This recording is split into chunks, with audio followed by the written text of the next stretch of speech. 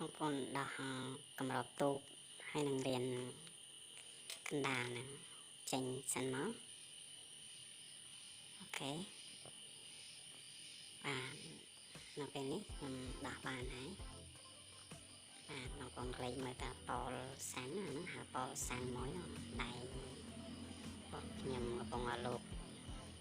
ទាញវាមក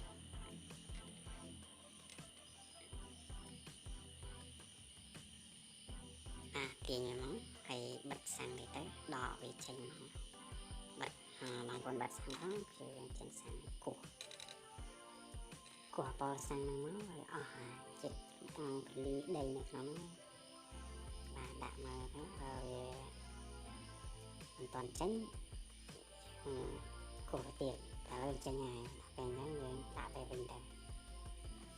បាទប៉ុណ្ណឹងហើយកុំតាន់រួចរាល់ដែរបងប្អូនតរសលេខ17សលេខ17នោះតាសូមបងដោះនៅក្នុងផេននេះបាទនៅក្នុងបេនបាទមើលក្រោមនេះមិនឃើញនេះបាទអាហ្នឹងសលេខ17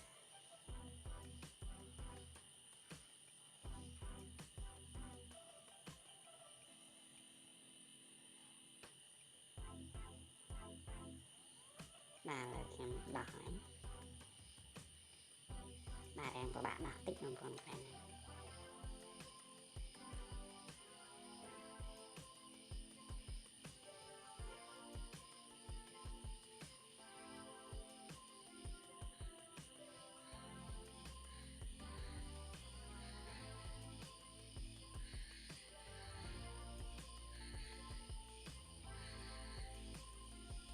តែយើងមិនដោះចេញយើងបិទសាំងសិនមក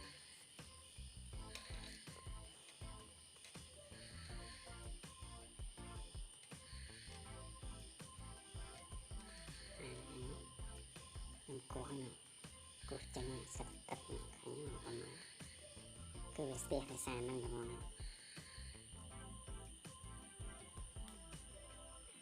បាទតើអស់ទេយើង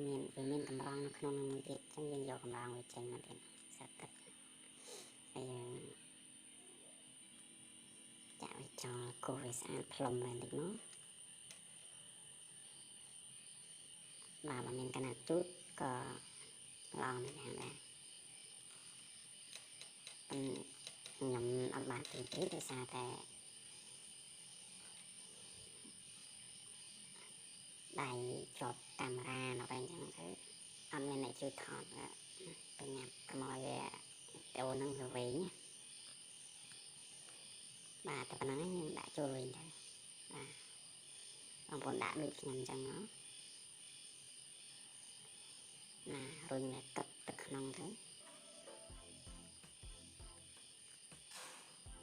បាទយើងយកកម្របនឹងមកវិញដាក់ចូលវិញធម្មតាដាក់ដូចដើមវិញមក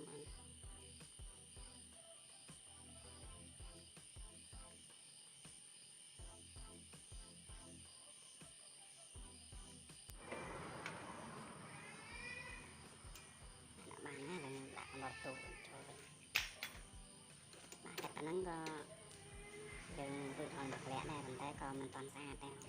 បងប្អូនចង់ស្អាតក៏តែបងប្អូនចូលកន្លែងជាងទៀត